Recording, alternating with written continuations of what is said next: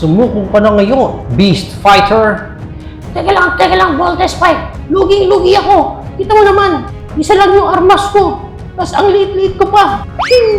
O ayan, tinapon ko na rin yung armas ko. Isang patunay na talagang sumusuko na ako sa inyo, Voltes 5. Wala kami pake kahit maliit ka. Gagamitan ka pa rin namin ng laser sword! Anong suko? Laser sword ka sa amin. And ito na ang toy na re-review natin for today. This is the Voltes 5 Legacy Laser Sword with lights and sounds. Now, pag binili natin siya ganitong klaseng packaging, meron siya sa harap, may window na siya dyan, and may design pa dito ni Voltes 5. Nakalagay nga dito 6 sound effects and 3 color light variations. Extendable sword blade. Ang malupit niyan, USB charging cable na mismo siya. And dito sa likod niya, ito yung mga product shot niya and yung mga lights pa niya. And nandito na rin yung description ni Voltes 5 na meron pang magandang design dito ni Voltes 5 Legacy. Pagdating sa side, picture lang dyan ni Voltes 5. Ganun din dito sa kabila. Title naman ang nakalagay. And sa ibabaw, lang ang pinaka-itsura niyan. And sa ilalim, mga barcode and stuff. And nandito naman nakalagay yung manual para sa kanyang charging. Na nakalagay nga dyan, 3.75 volts lithium battery and USB charging cable included. May power button na and USB charging port. And pag na-unbox natin dito yung kanyang laser sword, ito ang makukuha natin na nakatali pa dyan yung laser sword natin and nandito yung kanyang charging cable. So right now, iantay na natin yan. And as you can see here, nandito na yung ating laser sword. Check muna natin yung pinaka-details niya out from the box. Makikita nyo may mga details din siya dito, yung texture mismo ng blade niya. And maganda maganda yung pagkaka-execute nila dito sa red part na to nung sword. Ayan maayos So far, maayos yung paint up compared doon sa coin bank and doon sa mismong robot ng Voltes 5. Dito, mukhang maayos yung pagkaka-paint nila dito. Maayos, in fairness. And ito yung pinaka-handle nung kanyang laser sword. Ayan din yung details. Makikita natin sa part na to, may parang binaril-baril. Dahil makikita nyo dyan yung mga butas ng screw. Pero sa kabilang part, doon naman yung malinis na side. Yan. And dito nga yung kanyang charging port. Then sa ilalim, mukhang dito lalabas yung sound. And then, check natin pag humaba. Yun. Wala kang any button na pipindutin dito para humaba. Yung sword niya is like sliding lang. Ayan, so pag ini-slide natin yung kanyang sword, ayan. And then parang may lock mechanism lang dito sa loob na parang kailangan mo lang siyang sagarin para mag-lock siya dito. Yan, ganyan. Okay, so ito na yung pinaka-itsura ng sword natin. Maganda naman. May pagkatalas pa nga yung dulo niya. Okay din, okay. Hindi na natin magagawa ng paraan yan, yung mga seam line na yan. Kasi dyan yung pinaka-na-extend na part So hindi na talaga maitatago yan. Pero, looks neat. Mukhang maayos. Maayos naman. Maayos yung pinaka-blade ng laser sword na. Yan ang pinaka-itsura niya. Pag isang buo na yung kanyang laser sword. Try pa natin i-zoom out yung camera natin para mas makita ninyo. Ayan, Yan yung pinakahawa ko dun sa sword. Ayan. Patay ka, Doomsday. Kwasya. Ayan. Okay maganda yung pinaka-sword nila dito. And as of now, try muna natin siyang i-charge. Yan. Okay, nakasaksak na siya. Walang light indicator na nagcha-charge na siya. Bahala ka na kung nagcha-charge siya o hindi. Walang light indicator na charging na. Walang ganon. Sana nilagyan nila dito sa part na to para kahit isang maliit lang na red para pag charge mo, makikita mo, di ba? At least may indicator ka. Pero wala Okay, since na-charge naman natin siya kahit papano ng matagal-tagal na oras, let's try na itong ating laser sword. And para ma-open natin siya, hold nyo itong for 2 seconds. 1, 2. Yon, doon siya iilaw. Okay? Di ba ang ganda? Pastig Ang ganda rin sa camera natin And also, yung pinaka-default sound ng laser sword natin dito is ganyan yung sound niya. Yan, okay? Para siyang may force, di ba? Wow. And then, yung iba pa niyang sounds, pag pinindot niyo ulit yung button niya dito, yun, may let's vault in. At the same time, nagbago na rin yung color niya. Naging orange na siya. Press it again. Naging red.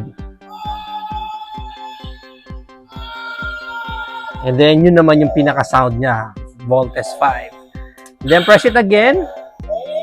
Yan, magiging blue ulit.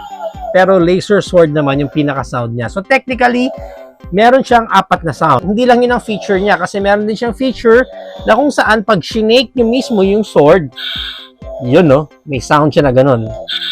So iba-iba din yung sound niya, random lang din eh. Ayan no, parang meron siyang slash. You know, double slash.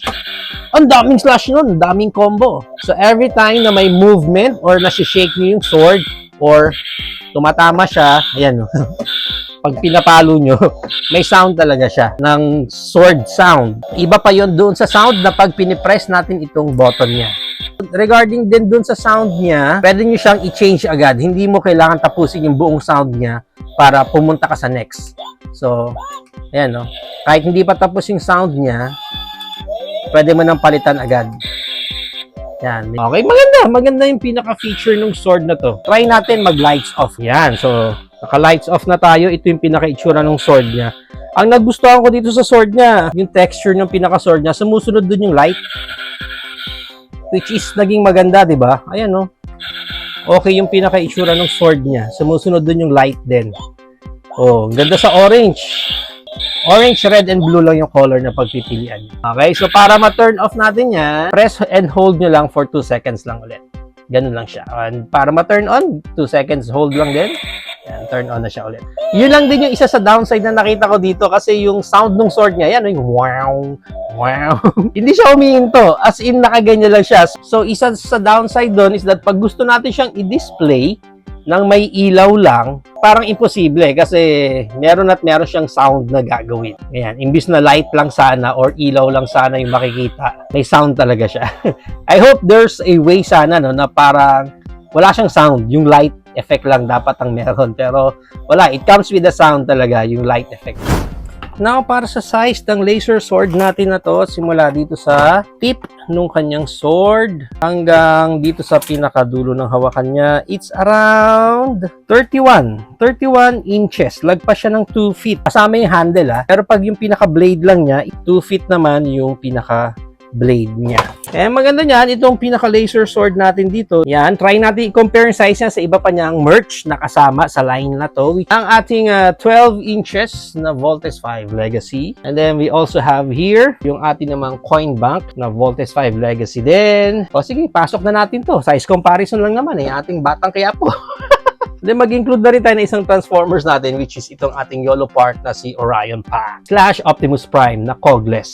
So yan ang ating size comparison. If you are planning to buy this sword, ang price range niya sa mga local toy store natin, ang SRP is 650 pesos. But since this is a Voltes 5 Legacy merch, we all know and malaki ang chance na mas tataas pa yung price nito pag sa mga reseller na kayo bumili nito. Wow! So there you have it now guys. Ito na ang ating Voltes 5 Legacy. Yeah! What do you think of this laser sword? Is it a go for you or a no for you? Whatever thoughts, please comment it down below. Actually, for me, wala talaga akong planong bilhin itong laser sword na ito. It's like parang nagkaroon lang ako ng impulse buying. Dahil nakita ko nga na mura, affordable naman yung sword na to. Though hindi ko na-expect na magiging rechargeable siya. Kasi nasanay tayo yung mga ganitong klaseng sword, nilalagyan pa talaga ng battery. So within that feature, may light, may sound, may shake feature pa siya. Parang sabi ko, maganda yatang itry ko. And lo and behold, natuwa naman ako sa pinaka-sword natin na to. Hindi ko ina-expect sa buong merch ng Voltes 5 natin na to. Yan, yung mga yan. Dito pa ako sa sword, masasatisfied. From its look, yung pinaka-mold niya, yung pinaka-details na binigay nila dito sa blade niya, ang ganda, and even yung lighting niya, sumusunod nga doon sa mold ng sword niya, makapit naman yung pinaka-sword niya dito, hindi siya basta-basta nabababa, and yun nga, yung mga sounds effect pa niya, yung mga lighting niya, and especially yung kanyang shake feature na kung saan konting galaw mo lang, diba? Parang tunog ni Panday, And then, malakas naman yung speaker niya. Yan. So, overall, itong laser sword natin ito is nagustuhan ko siya and maganda siya. Ang magiging problem nyo lang siguro dito is kung paano nyo siya i-display sa collection ninyo nang isang buong sword siya. This may not be a perfect laser sword, but this one is a good representation na rin mismo ng laser sword. I'm glad na kumuha ako na itong sword na to, and this one definitely for me. Kaya ano pang hinihintay nyo? Grab na rin kayo ng sarili nyong laser sword!